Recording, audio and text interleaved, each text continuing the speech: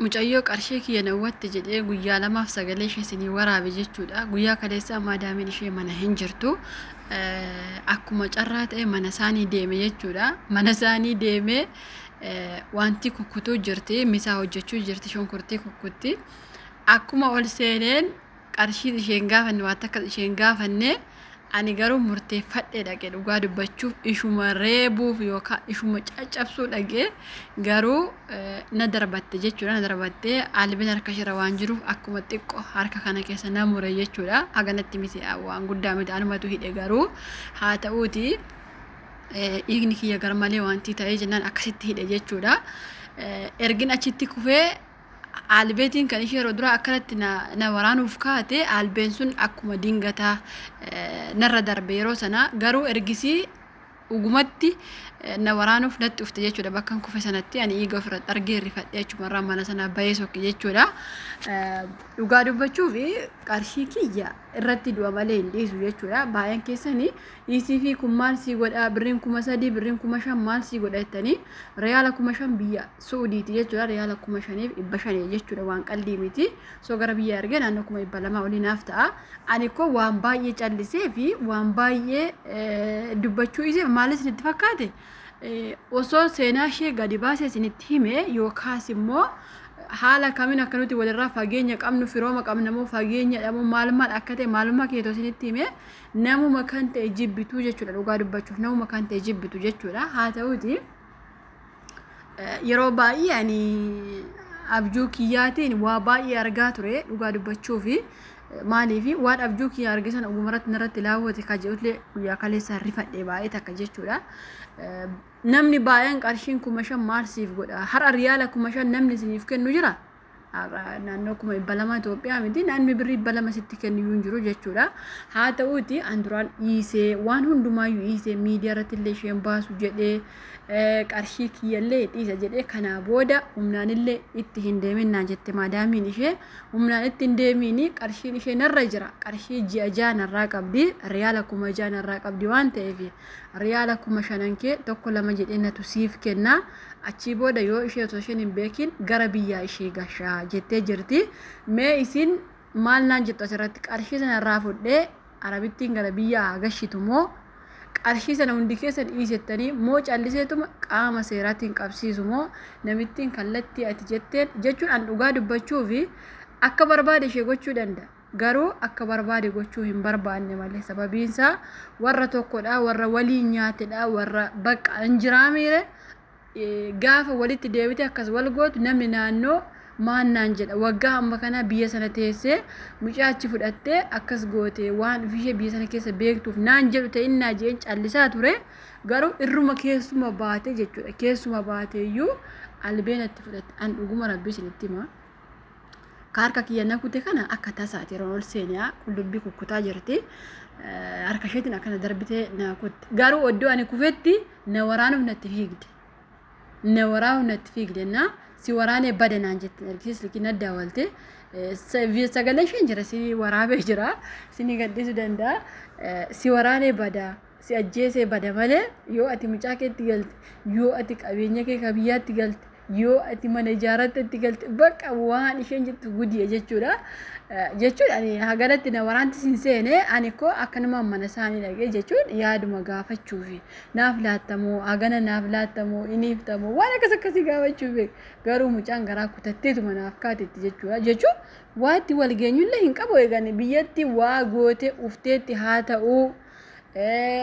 anamma biyya daawwalee gaafadhu maleellee shakkii guddaa keessa gale beektanii biyyaati mucaan kun maal qabdimu akka inni biyyan galgaa hin galle maaliif barbaadde maaf immoo na ajjeesuu feete ka jedhu bakka baay'ee mata ka uf shakke dhugaa dubbachuuf qarshii sana caalaayyuu deebisee uf shakke garuu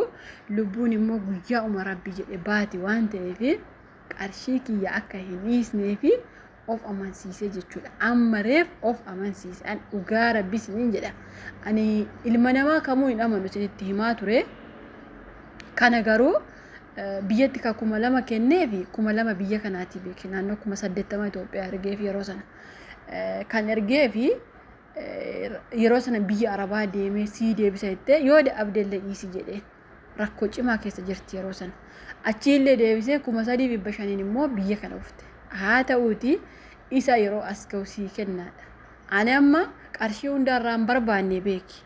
ani dhuguma rabbii isin jasoo isheen anoo hin qabu rakkoon koo akkasii ani siif kennuu hin danda'u soo isheen naan jette rabbiin kun argu hin dhiisa garuu mucittii kana maa sagalee ishee miidiyaa irratti fiduu barbaade beektani wanti naan jette siin galaafadhe bakka tokkotti baduu hin dadhabuu naan jette gaafuma qarshii gaafadhe bar gaafuma duraa qarshii kiyya garii sanaaf laachuu dandeessa gara biyyaa galuu barbaada bakka mana rabaa kana keessa dadhabee waggaa baay'ees ture naan taane bakka hin gala jedhee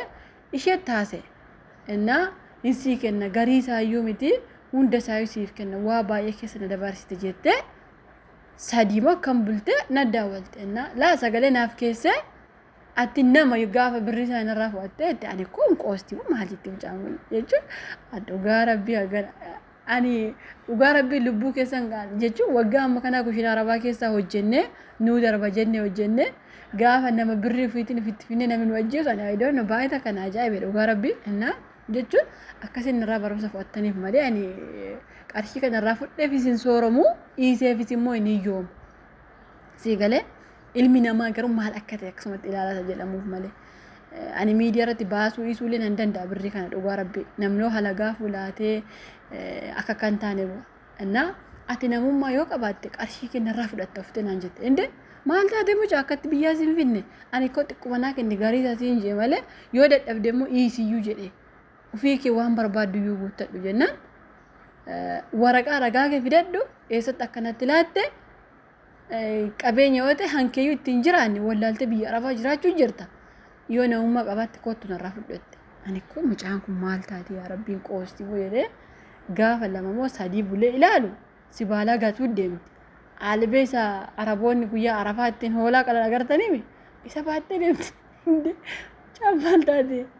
maal taate jedheen ananti inni biyya kana keessa ture mana amala jara kanaa beekuyyuu akka kee hin ta'u siin maaltu akkasi bu'aa maaltu olii gasi daddarbanna ati nama ka gaafa birrii kennarraa waante qoy nama akkas jiru ammasini maraatu jettu jechuun namni namaa nyaatu maraatu fakkaata jedhe dhugaa rabbii namni namaa nyaatu maraatu fakkaata ani birrii kee sii kennuu hin danda'u yoo naan jette rakkoo maal qaba humnaanis seeraanis koottuu itti bara seeraanis ani waraqaa qaba humnaanis immoo ani waan ishee godhu na bondu dhugaa rabbii sitti ba jechuun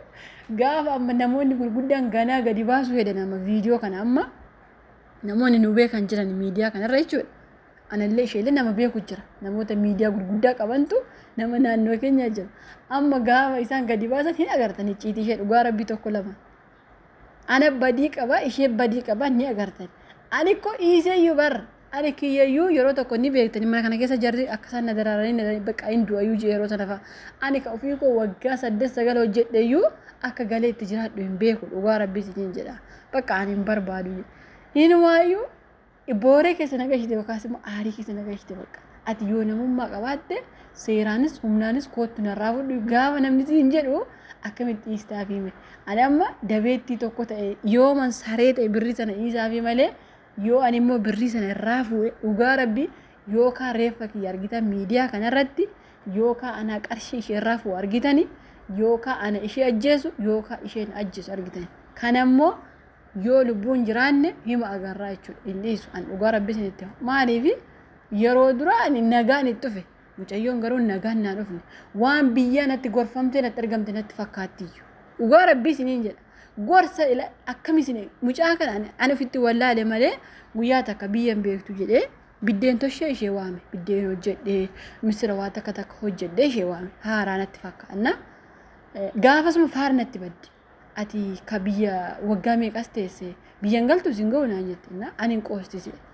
ati qabeenya keetti nama jiraatu beekta maali anaan jette icciitii kiyya isinitti himeeran iyyuu waan hundaa anuu galee sirreessaa hin beekaa ani jechuun gaafasuma ofitti barachuu wallaale malee mucittiin kun erginaaf kaate turtee jirti garuu diina kee daddaftee ofirratti hin barattu an dhugaa rabbiin nama michooma yookaan hiriyaa baafachuu hin jaaladhu maaliif ilma namaa kana himan amanuwan wasummaa ilma namaa shakku birrii kiyyaan bitee ofitti fide dhugaa rabbiin nama ajaa'iba birrii kiyyaan ofitti fidee haga lubbuu kiyya ba'utti jechuudha. Kanaa booda garuu lubbuu koos ta'e lubbuu ishees ta'e ani birriin kun guddateef miti. Baay'een keessan amma kaan birrii kenniis hin jettani kaan immoo birriin 5,000 guddaa miti jettani. Birriin 200 Itoophiyaatti isiniif guddaa ta'uu isuu danda'a. Anaaf garuu guddaadha. Garuu nas hin sooromsu nas hin yoomsu galata Rabbii qaba. Haa ta'u iyyuu malee namni tokko yoo nagaatiin sitti dhufe inni istaafi nama sana. Garuu nama bakka miira keessa galee yoo namummaa qabaatte seeraanis humnaanis kootu ati nama bakka ani jiru beekta kootu nama siin jedhu inde ani ko yeroo tokko dhugaa Rabbii amma kana sarashee aalbeeti erga kiyya na kutte osoo morma kiyya na kutte itti illee ani ko gara laafetti dhugaa Rabbii itti baay'ee takka gara laafa otoo lalashee barbaade sirriitti qophaa'ee haqee waa tokko fudhee dhaqa harkuma kiyya akkanumaa itti dhaqe bar akkanumaa dhaqee ammaree ofitti kolfaa dhugaa Rabbii. እና ማዳምን ይሄ ጉያ ተቆዶ አትራፍቱት ይወቃቱ ደምቱ ሲያጀስቲ ሙጫን ኩኒ ይወቃቲ ገረቢያ ገሊ ይወካኒሞ ይሄ ገረቢያ ጋሻ ብሪ ከሲ ከነ መለ እሲን አከቲን እንታን ይተ አኒ ዱጋ ረቢ ሼሚ ነቀባሙ ወርገኛ ጋፋ ጋኒ ማለከሳን ጀልን ቤኩ ጋሩ ergishen amma kana biyya xabbaxabbatte natullin dubbanne mala isheen dubbatte jirti warrattiyu birrii kiyya nagaafatte arabanatti gorsite araba maalii taate san an rabbiin na argu dhugaa rabbi ilmi namaa kamuun na argu hamaashi arabattinim hojjettellee iistellee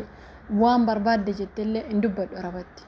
anaaf ishee wanti walitti buuse maali yoo jettani birrii makan birrii kiyya garii sanaaf kenni gara biyya gala kana qofa sayuu hin dangaafanne bar haguma kumaaf bashanii haa ta'u inumaa isumayyuu anoo hin qabu osoo itti afaan nagaatiin immoo hin dhiisa dhugaa rabbis hin dhiisa garuu nama afaan tokkoon afaan na qabachiisuu barbaadde bar yoo fedhe humnaanis seeraanis yoo namummaa qabaatte yoo ta'uu baate immoo bakka kooyyuu kootu nama siin jedhu ani saree namaati kaa gaafas ani nama miti dhugaa rabbi yoo ani mucitti kana sitti agarsiifne an nama miti an dhuguma rabbi sinitti nama irra caalaa fira qabu immoo anaa fira qabu ishee fira qabu immoo ni agartan miidiyaa irratti tokko yoo dhuundaafuu poostii ta'uu hin oolu mitiire ni agartan icciitiinis booda hin baa arguun keessa waanuma hin oolle jechuudha kanaafuu akkasitti akkana hubattan barbaada an nama dafee lafaa ka'e nama tokko miti namayyuu hin gorsa dhugaa rabbi garuu nama yoo feete kootu naan jee immoo qarshii kiyya irratti hin dhiyeessu jechuudha maaliif sinin jechuu barbaade booda irratti yoo tarii waa ageessan asitoo nama gorsitu akkamitti kana keessa galtee akka isin naan hin jenneef dursa kana isinitti himee jechuudha haalli mucaan keessa jirtu kana kan isheen kaleessa nagootes akkana